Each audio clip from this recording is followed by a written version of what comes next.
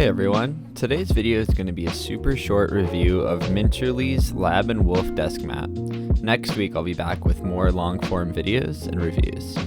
This is a desk mat that was originally made for the Cat Eternal keycap set, and although the keycap set is no longer available, this desk mat is still for sale on Minterly's website.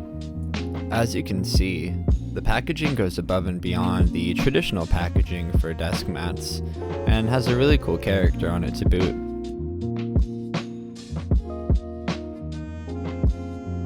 As for aesthetics, it's lively, interesting, and the print is really awesome, and the stitching is near perfect.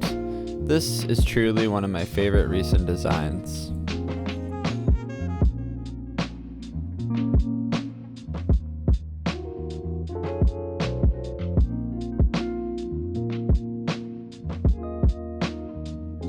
The double stitching and overall quality is high, and it's also 4mm thick, which beats out the Key Company's 3mm mats, and that does make a big difference. I want to thank everyone for watching this short review, and we're going to be back next week with our regular long-form reviews and build videos for the Keep community.